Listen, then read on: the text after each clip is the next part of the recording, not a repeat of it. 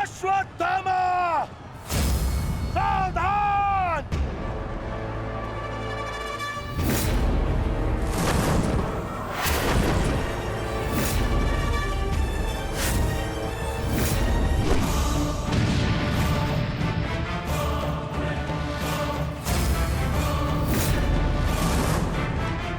दूसरों की चिता के लिए सजाई गई लकड़ी कभी कभी स्वयं को भी जला देती है धृष्टद्युम्न। अर्जुन, अंगराज कर्ण अश्वत्थामा की रक्षा के लिए शमशान व्यू में आ चुका है। हमारी योजना संकट में है।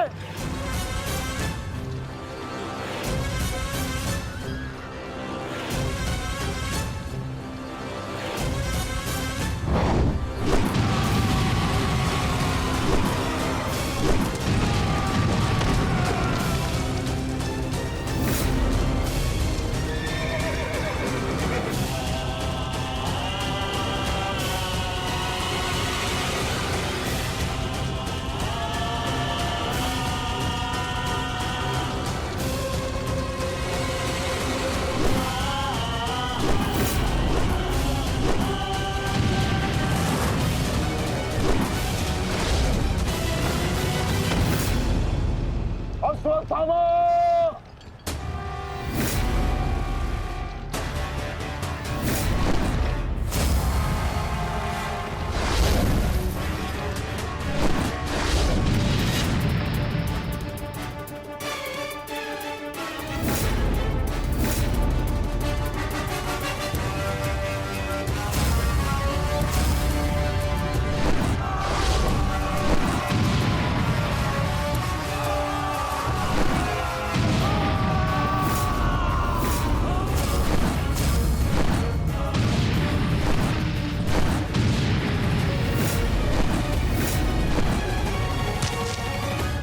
अंगराज,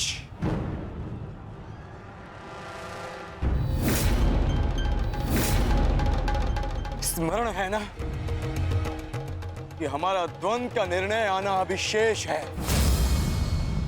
मैं युद्ध का आह्वान देता हूं।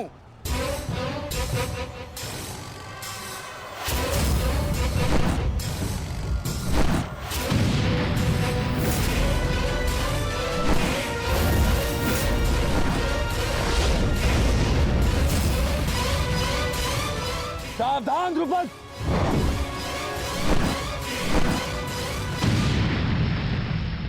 मेरा ही राज्य मुझसे ही छीनकर मुझे ही आधा राज्य भीख में दिया तुम्हारे पिता ने, और जिस आधे राज्य पर तुम शासन कर रहे हो वो मुझे स्वीकार नहीं है।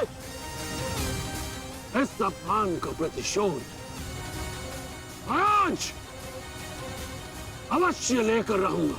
जो अपनी पुत्री का अपमान होने से न रोक सके वो अपने राज्य और अपने सम्मान की रक्षा क्या करेगा? तुम उस विषधर के समान हो जिसके विषदंत टूट चुके हैं। मेरी बात मानो और समर्पण कर दो, तुम्हारे प्राण बचे रहेंगे। प्राण तो अब तेरे नहीं बचेंगे।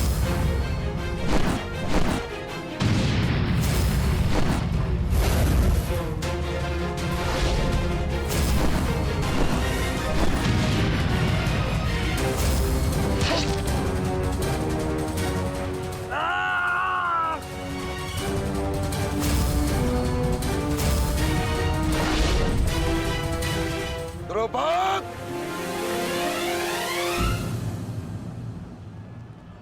तुम्हारी शत्रुता केवल मेरे साथ है, उसका प्रतिकार तुम मेरे पुत्र से मत लो, अन्यथा अनर्थ हो जाएगा। तुम्हारी गुरु दक्षिणा में मिला हुआ मेरा आधा राज्य तुमने अपने पुत्र को दिया, तो तुम्हारी शत्रुता का मूल्य भी तुम्हारे पुत्र को ही चुकाना होगा। सावधान!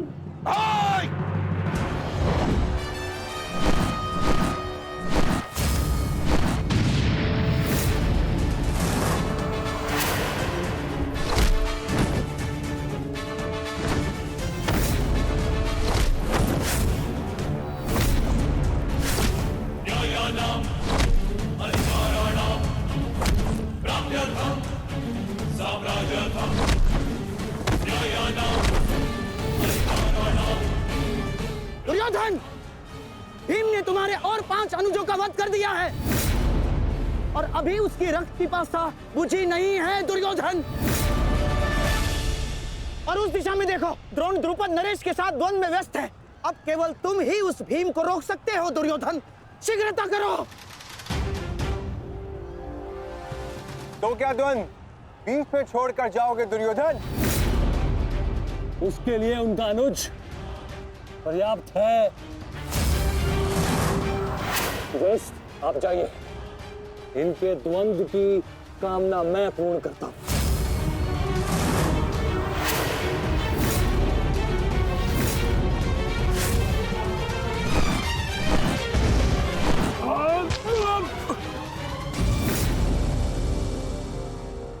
बार बार मुझे छोड़कर मेरे पिता पर वीरता क्यों दिखाते हो आचार्य?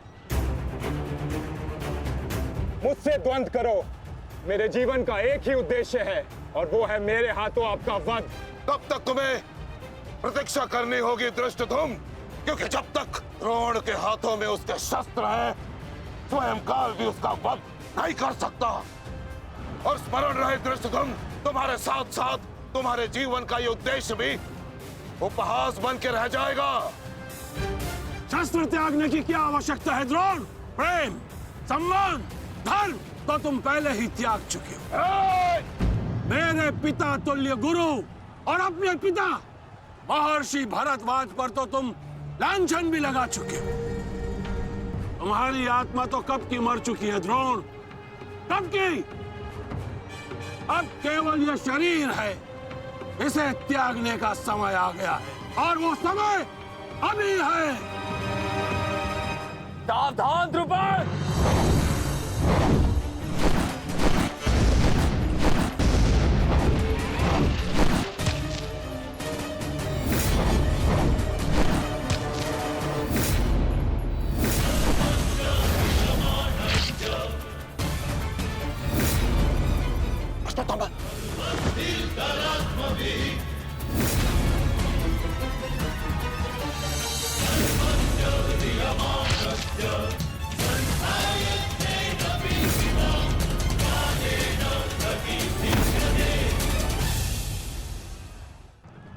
द्रुपद!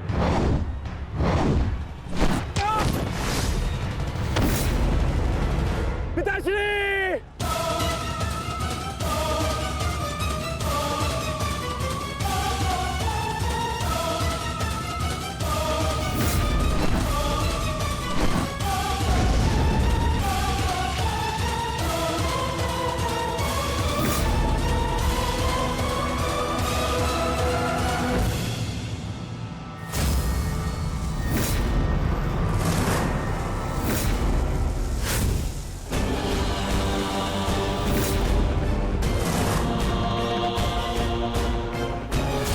सावधान अश्वत्थामा!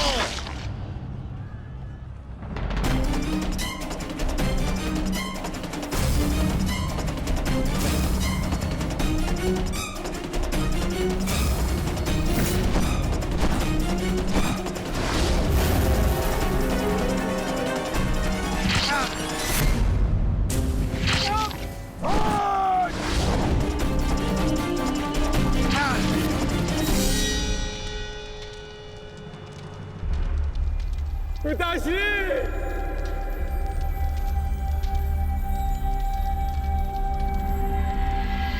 आचार्य द्रोण ने क्रोध में आकर अपने अग्नि शस्त्र से पांचाल नरेश को जीवित जला दिया है महाराज। अर्थात आचार्य द्रोण ने अपना वचन पूर्ण किया, उन्हें द्रुपद का वध कर ही दिया। तुम देखना संजय, तुम देखना संजय, एक दिन पांडवों का अंत भी निश्चित है। और दुर्योधन? दुर्योधन कहाँ है संजय?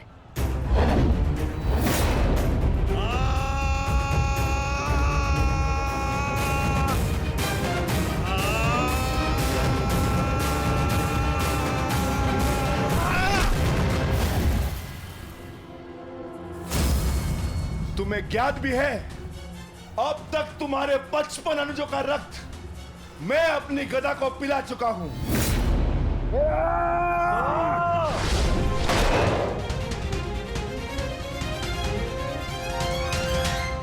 अश्वत्थामा, अश्वत्थामा, उठो उठो पुत्र, उठो।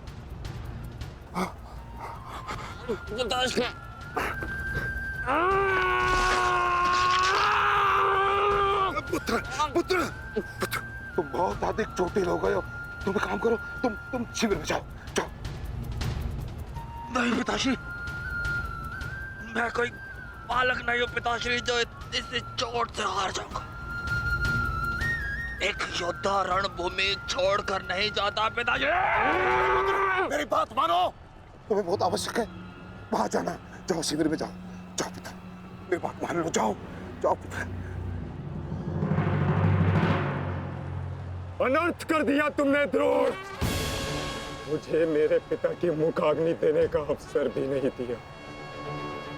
अब तुम्हें आर्य भी मेरे हाथों से नहीं बचा सकते।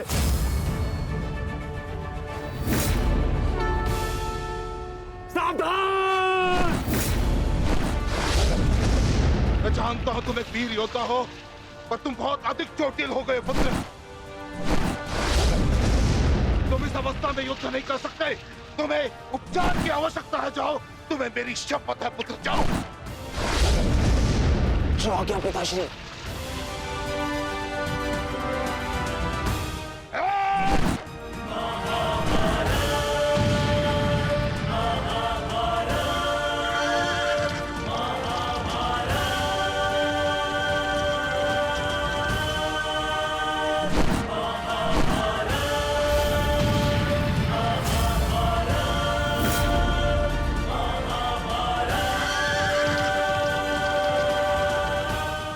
अश्वत्थामा जा रहा है पार्थ। भीम और युधिष्ठिर को संकेत भेजो।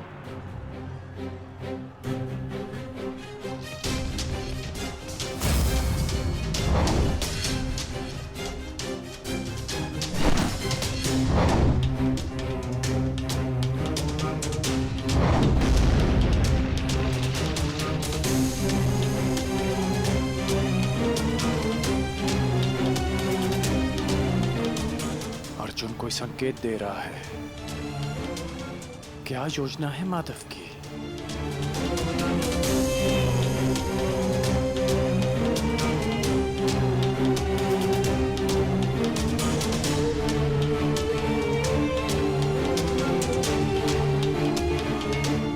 जाना तो नहीं चाहता, परंतु माधव का संकेत है। मुझे जाना होगा। प्रतीत होता है तुम्हारे जीवन के कुछ प्रहर अभी शेष है।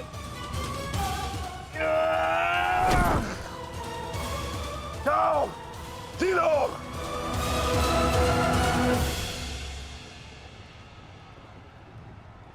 सारथी, आगे बढ़ो।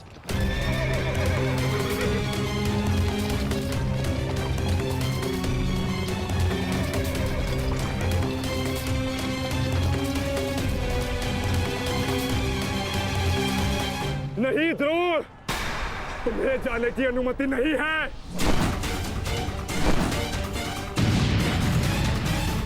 कर्ण, अश्वत्थामा की सहायता करो। वो बहुत अधिक जख्मी है और भीम उसके पीछे है। जाओ।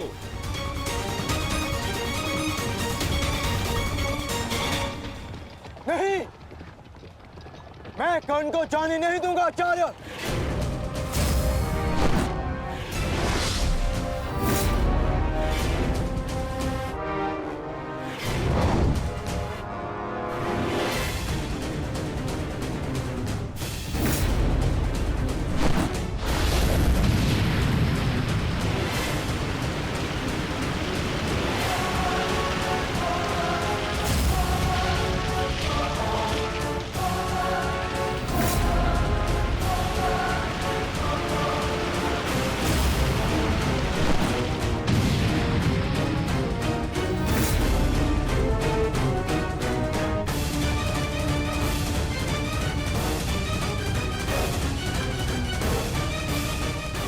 स्मरण रहे पार्थ, यदि कर्ण अश्वत्थामा की सहायता के लिए वहां पहुंच गया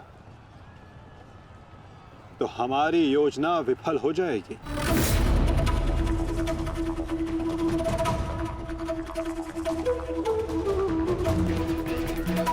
तुम्हें कर्ण को वहां तक पहुंचने से रोकना होगा पार्थ।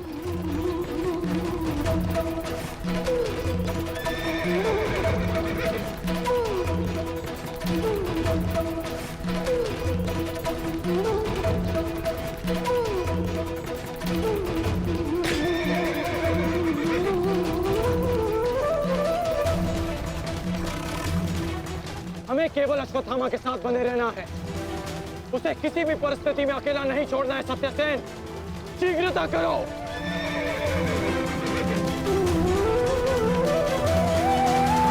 माधव, हमें कर्ण को रोकना होगा, अन्यथा हमारी योजना विफल हो जाएगी और आचार्य द्रोण का वध करना असंभव हो जाएगा।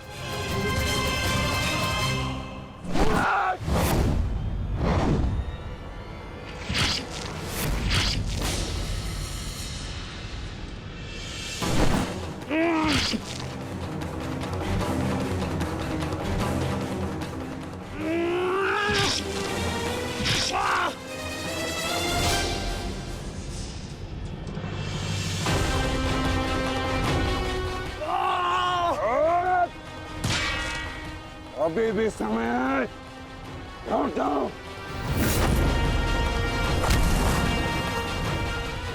मैं तब तक यहां से नहीं लौटूंगा जब तक आपके प्राण नहीं ले लेता आचार्य।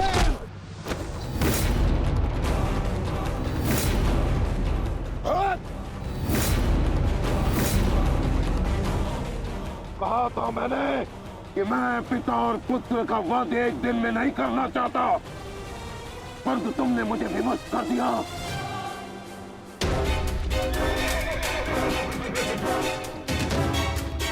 चलिए माता, कर्ण के पीछे चलिए।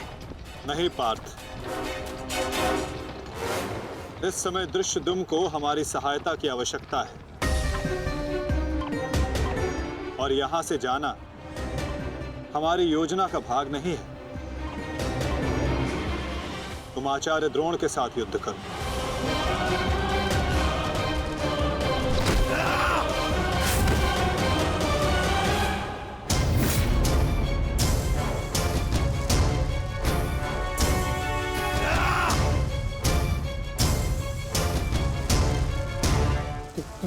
दूर हटो, मैंने कहा दूर हटो, अन्यथा परिणाम ठीक नहीं होगा।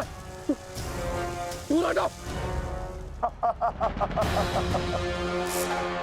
देखा देश, अंत समय आने पर भी कुछ मूर्खों की अकड़ नहीं जाती, उनकी अकड़ उनके मृत्यु के साथ ही जाती है।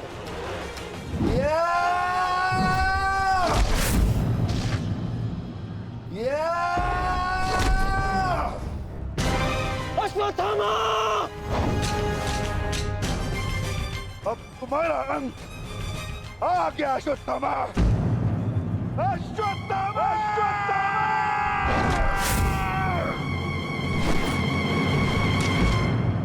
ये तो भीम का स्वर है। कहीं ऐसा तो नहीं कि भीम अश्वत्थामा के साथ द्वंद्व कर रहा हो। मुझे शीघ्र वहां पहुंचना होगा। भीम की गर्जना का आशय आप भी समझते हैं आचार्य कि ये द्वंद्व समाप्त हो गया है और इस द्वंद्व के समाप्त होने से प्रतीत होता है कि अश्वत्थामा का वध हो चुका है आचार्य।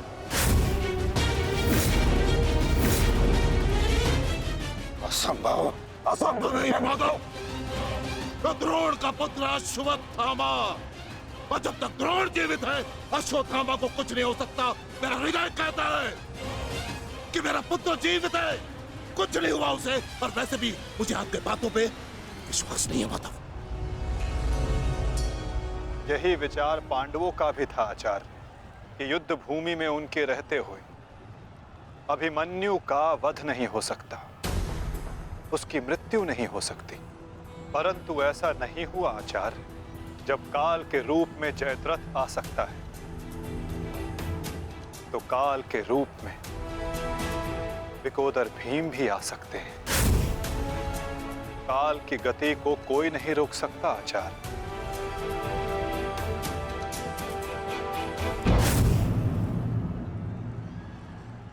सावधान भीम!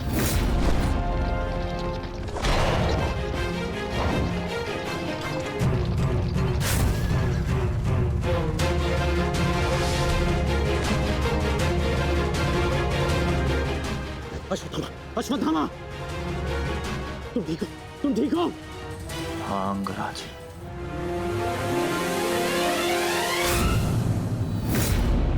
ये तो भीम पुत्र सुत्सोम है। फिर भीम कहाँ है? वो वही है जहां उन्हें होना चाहिए। आचार्य, आज कर्ण नामक कवच भी अश्वत्थामा की रक्षा नहीं कर पाया।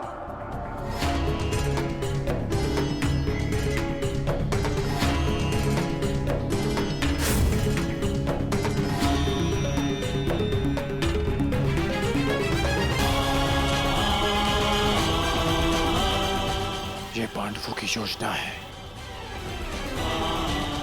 मुझे आचार्य द्रोण से दूर रखने के लिए। अंगराज, आप कहना क्या चाहते हैं? क्या कहना चाहते हैं अंगराज? आज पांडवों का लक्ष्य तुम नहीं, आचार्य द्रोण है। सत्य है ये, मेरा पुत्र अभी तक जीवित है। कुछ नहीं हुआ उसे। सत्य कहो, सत्य कहो भीम।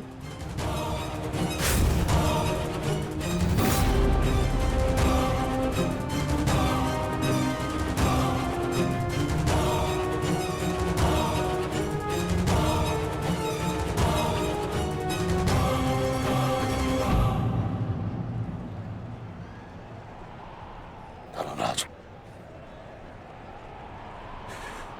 मैं तुमसे सुनना चाहता हूं, ये सत्य क्या है?